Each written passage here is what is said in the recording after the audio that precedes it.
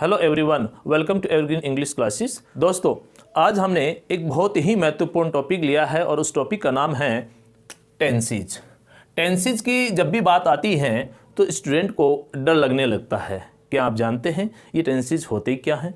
किसे कहते हैं टेंसेज? जैसे टेंस की बात आती है तो दिमाग में आता है टेंस यानी काल। क्या एक्चुअल में ये काल होता है? काल और काल की जब बात आती है तो इसको टाइम के साथ में रिलेट कर देते हैं। तो आज इस वीडियो में हम ये जानेंगे कि एक्चुअल में ये टेंसेज या टेंस है क्या, किसे हम कहेंगे कि ये टेंस होता है, टेंस का डेफिनेशन क्या है, टेंस में एक्चुअल में हम किस चीज़ को पढ़ते हैं कि इसे हम टेंस कहते हैं। तो आइए मिलकर जानें। जब टेंसेज की बात करते हैं तो tenses means different forms of a verb. पहली बात, टेंसेज की जब भी बात आती है तो टेंसेज में हम पढ़ते हैं tenses means different forms of a verb showing different times and aspects.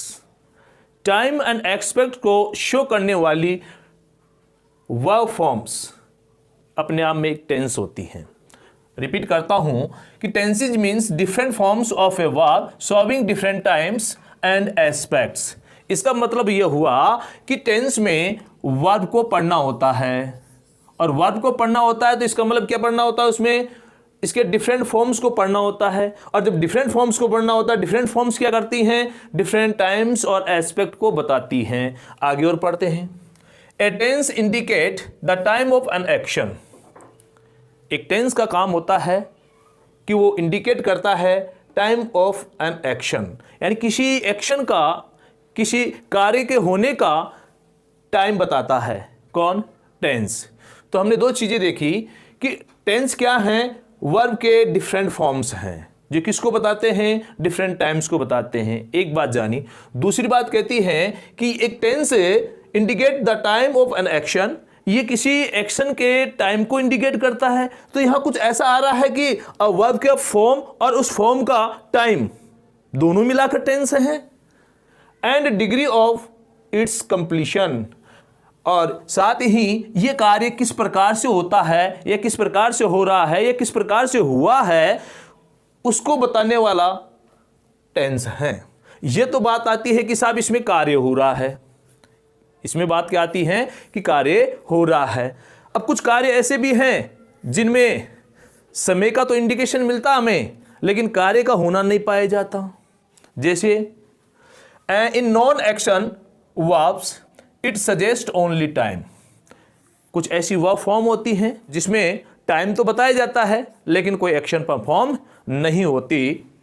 Example की बात करें, she is a teacher, she is a teacher, यहां पर टाइम का मेंशन किया हुआ है कि टाइम प्रेजेंट है, टाइम प्रेजेंट है। Mohan and Raj are student, यहां पर भी टाइम का मेंशन किया हुआ है। और देयर वॉज अ किंग, यहां पर भी टाइम का मेंशन किया हुआ है। इसका मतलब यह हुआ कि एक वर्ब का फॉर्म वो है जो केवल टाइम का इंडिकेशन करता है, एक वर्ब का फॉर्म वो है जो किसी एक्शन के बारे में बताता है। तो इसका मतलब यह हुआ कि टेंसेज हम उसको कहेंगे जो वर्ब के जो डिफरेंट फॉर्म्स हैं जो टाइम और एक्शन के बारे में बताते हैं। आगे बढ़े। The time indicated by a verb form. अब जब ये वर्ब फॉर्म के टाइम जो इंडिकेशन किया जाता है, टाइम जो बताया जाता है, may be present, past and future. Present का हो सकता है, पास्ट का हो सकता है, फ्यूचर का हो सकता है, एंड एस्पेक्ट। और जब एस्पेक्ट की बात आती है तो एस्पेक्ट क्या होता है? एस्पेक्ट का मतलब होता है relationship between an activity and passage of time, यानी किसी एक्टिविटी और समयावधि के बीच या समय पासेज ऑफ टाइम के बीच का जो कॉम्बिनेशन है यानी रिलेशनशिप है उसको एस्पेक्ट कहते हैं, एस्पेक्ट कहते हैं। ये एस्पेक्ट सिंपल हो सकता है, कंटिन्यूस हो सकता है और परफेक्ट हो सकता है। इसके एग्जाम्पल की बात करें तो आई एम टीचिंग इंग्लिश, मैं इंग्लिश पढ़ा रहा हूं। तो यहां पर टाइम एस्पेक्ट कैसा है? टाइम तो हो गया इसमें प्रेजेंट, और एस्पेक्ट कैसा हो गया इसमें? कंटिन्यूस हो गया। उसी प्रकार he has done his work and he has done his homework. तो यहां पर टाइम तो प्रेजेंट है लेकिन एस्पेक्ट कैसा हो गया? परफेक्ट का हो गया। तो ऐसे ही हमने देखा कि एक्चुअल में ये टेंस क्या हैं, एक्चुअल में ये टेंस क्या हैं या टेंसेस के रूप में हम किसे पढ़ते हैं। तो टेंसेस के रूप में हम केवल और केवल वर्ब के फॉर्म्स को पढ़ते हैं और वर्ब्स के फॉर्म्स हमें टाइम का इंडिकेशन करते हैं। अब ये टाइम का जो इंडिकेशन करते हैं, टाइम के इंडिकेशन में कुछ वर्ब्स ऐसी होती हैं जो एक्शन को बता रही होती हैं, तो कुछ वर्ब्स ऐसी होती हैं जो नॉन एक्शन को बता रही होती हैं। नॉन एक्शन को जो वर्ब बताती हैं वो सब्जेक्ट के बारे में वर्णन करती हैं, और जो एक्शन के बारे में बताती हैं जिसमें सब्जेक्ट किसी वर्ब का डूअर होता है। जब हम ट्रेडिशनल ग्रामर की बात करते हैं तो in traditional grammar there are 3 tenses. तो हम टाइप्स ऑफ टेंसेस की बात करते हैं तो in traditional grammar there are 3 tenses, present tense, past tense और फ्यूचर टेंस। यानी कि टेंस 3 प्रकार के हैं in traditional grammar, present, past और future. But scientifically speaking English verbs have only 2 forms. यानी कि वर्ब के जो फॉर्म्स हैं केवल 2 ही प्रकार के हैं, और वह हैं present and past. Present and past. Traditional grammar कहती हैं कि टेंस 3 प्रकार के हैं, प्रेजेंट, पास्ट और फ्यूचर, जबकि मॉडर्न इंग्लिश ग्रामर कहती हैं कि टेंस 2 ही प्रकार के हैं। वो 2 प्रकार के क्यों हैं? क्योंकि verb forms have only 2 tenses form, यानी 2 ही टेंसेस फॉर्म है, present and past. Present and past, यानी वर्ब या तो प्रेजेंट की होगी या फिर पास्ट की होगी। मॉडर्न इंग्लिश ग्रामर ये कहती है कि वर्ब या तो प्रेजेंट की होगी या फिर पास्ट की होगी, और वर्ब फॉर्म के अकॉर्डिंग केवल टेंस 2 ही प्रकार के हैं, और वो 2 प्रकार के कौन से हैं? Present and past. And what is traditionally called future tense, और जो ट्रेडिशनली फ्यूचर टेंस जो कहलाता है is the concept of time. ये अपने आप में एक टाइम कॉन्सेप्ट होता है, and is expressed with shall oblique will plus verb की फर्स्ट फॉर्म। और मॉडर्न इंग्लिश में ये कहा जाता है कि जो ट्रेडिशनली जो फ्यूचर टेंस है ये एक टाइम कॉन्सेप्ट होता है, इसे कलर टेंस कहते हैं, एक मूड शोइंग एक्टिविटी को बताने वाला टेंस होता है, और साथ ही ये भी कहा जाता है कि ये शैल या विल जो वर्ब है उसके साथ वर्ब की फर्स्ट फॉर्म यानी प्रेजेंट फॉर्म के साथ में मिलकर इसे बनाते हैं, या इसके साथ में जोड़कर इसको बनाया जाता है।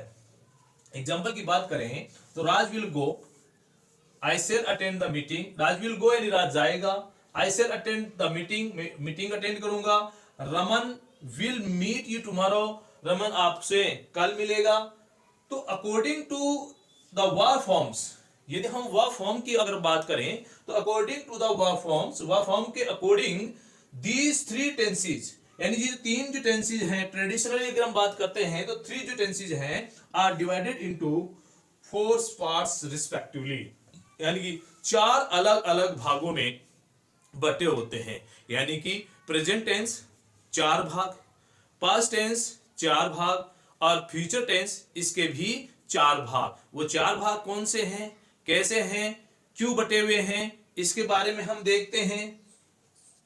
इंडेफिनिट टेंस या सिंपल टेंस, कॉन्टिन्यूस टेंस या progressive tense, perfect tense, perfect continuous tense. अब बात यह आती है कि ये कौन से टेंस हैं, कैसे हैं।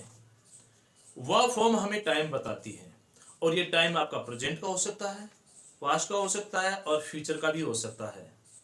अब जब ये प्रेजेंट, पास्ट और फ्यूचर की बात आती है तो साथ ही आपने ये भी जाना कि ये जो वर्ब फॉर्म है ये एक्शन को भी बताती है, तो नॉन एक्शन के बारे में भी बात करते हैं। जब एक्शन के बारे में बता रही होती हैं तो क्या आपको पता है कि इस दुनिया में होने वाले तमाम प्रकार के एक्शंस एक जैसे होते हैं? क्या सबके सब आपकी तरह ऑनलाइन पढ़ रहे हैं, या सबके सब कहीं विद्यालय में पढ़ रहे हैं, क्या सबके सब बाजार में घूम रहे हैं?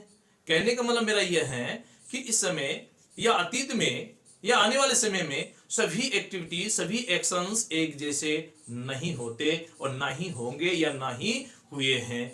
तो इन एक्शंस को यानी वर्ब फॉर्म्स के अनुसार ये जो एक्शंस हैं ये अलग अलग कंप्लीशन को बताते हैं, अलग अलग कार्य को, अलग अलग एस्पेक्ट्स को बताते हैं, और इन एस्पेक्ट्स के अकॉर्डिंग ही इनको अलग अलग कैटेगराइज किया हुआ है। और वो अलग अलग जो कैटेगराइज किया हुआ है वो 4 प्रकार से किया हुआ है, चाहे वो प्रेजेंट का हो, चाहे वो पास्ट का हो, चाहे फ्यूचर का हो। और वो 4 अलग अलग जो कैटेगराइज जो कैटेगरी बनाई हुई है वो कैटेगरी है इंडेफिनेट या सिंपल टेंस, कंटिन्यूअस या फिर प्रोग्रेसिव टेंस, इसी को इम्परफेक्ट भी बोलते हैं, परफेक्ट टेंस और परफेक्ट कॉन्टिन्यूअस टेंस। अब इनमें कौन से कार्यों को कौन से में इंक्लूड किया जाता है उसे जाने। देखिए, कुछ कार्य ऐसे होते हैं जो अपने आप में अनिश्चित होते हैं, उठना, बैठना, चलना, हंसना, दौड़ना, तो ये सब क्या है, अचानक से होने वाले या फिर सामान्य कार्य हैं, अनिश्चित कार्य हैं, कभी भी कुछ भी हो जाए। तो इस प्रकार के जो कार्य जो अपने आप में अनिश्चितता को बताता हो, अपने आप में अनिश्चितता को बताता हो, या सामान्य डेली रूटीन को बताता हो, या फिर सार्वभौमिकता को बताता हो, तो ऐसे कार्य जो रिपीटेटिव भी हो तो साथ में सामान्य भी हो, साथ में अनिश्चितता को भी लिए हुए हो, तो उन तमाम प्रकार के कार्य या तो वर्तमान में होंगे, या फिर भूतकाल में होंगे, या फिर अतीत में घटित हुए हैं। उन सब कार्यों को इंडेफिनेट टेंस में इंक्लूड किया जाता है। ये अनिश्चित होते हैं तो इंडेफिनेट बोल देते हैं, सामान्य बातें होती हैं तो इसको सिंपल बोल देते हैं।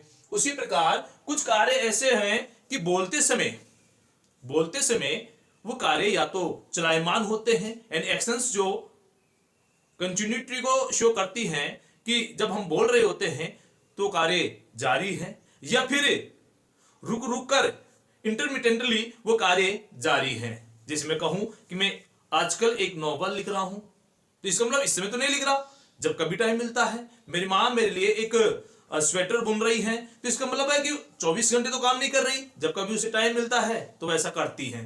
तो इसका मतलब इंटरमिटेंटली जो कोई कार्य है उसके लिए, या फिर वर्तमान में चलायमान समय में किसी कार्य के जारी होने का, या अतीत में किसी कार्य के जारी होने का बात की जाए, ऐसे कोई कार्य जिनका हम जिक्र करते हैं, तो वो कार्य इंक्लूड किए जाते हैं कॉन्टिन्यूअस या फिर प्रोग्रेसिव टेंस में। एक इसमें आता है परफेक्ट टेंस। तो परफेक्ट टेंस का मतलब है किसी कार्य का समाप्त होना, मतलब कोई कार्य समाप्त हुआ है। अब कोई कार्य समाप्त हुआ है, वर्तमान में हुआ है, अतीत में हुआ है, किसी कार्य की समाप्ति को जब बताना होता है तो उसके लिए हम प्रयोग करते हैं परफेक्ट टेंस। तो ऐसी एक्टिविटीज को, ऐसे एक्शंस को परफेक्ट टेंस में इंक्लूड करते हैं। कुछ कार्य ऐसे होते हैं जो परफेक्ट कॉन्टिन्यूअस टेंस में इंक्लूड करते हैं, और परफेक्ट कॉन्टिन्यूअस टेंस में इंक्लूड करने वाले कार्य वो हैं जो कुछ तो कंप्लीट हो गए। जैसे आपको कुछ बनाना है, कोई बिल्डिंग बनानी है, और उस बिल्डिंग में आपने कुछ कमरे बना लिए लेकिन अभी कंप्लीट नहीं हुआ, तो जो काम हो गया वो तो क्या है, परफेक्ट है।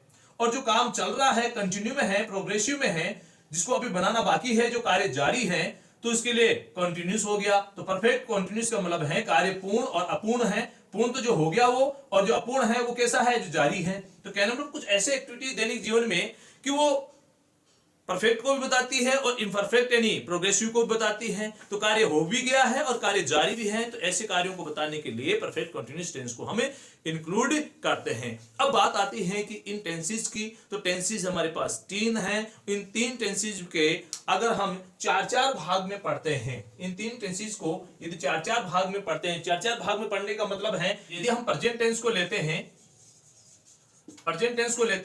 तो प्रेजेंट टेंस के 4 भाग हो गए, present, indefinite, present continuous, present perfect, present perfect continuous. इसी प्रकार पास्ट को लेते हैं तो past indefinite, past continuous, past perfect और पास्ट परफेक्ट कॉन्टिन्यूस। इसी प्रकार फ्यूचर को लेते हैं तो फ्यूचर टेंस की बात करते हैं तो future indefinite, future continuous, future perfect continuous. तो कुल मिलाकर हमारे पास टेंसेस की अगर काउंटिंग करते हैं तो वी हैव टोटली 12 टेंसेस, यानी कि 12 टेंसेस हैं जिन्हें हम 1 बाय 1 करके पढ़ेंगे। आज के इस वीडियो में इतना ही। नेक्स्ट हम प्रेजेंट इंडेफिनिट टेंस पढ़ेंगे, जो अगले वीडियो में पढ़ेंगे।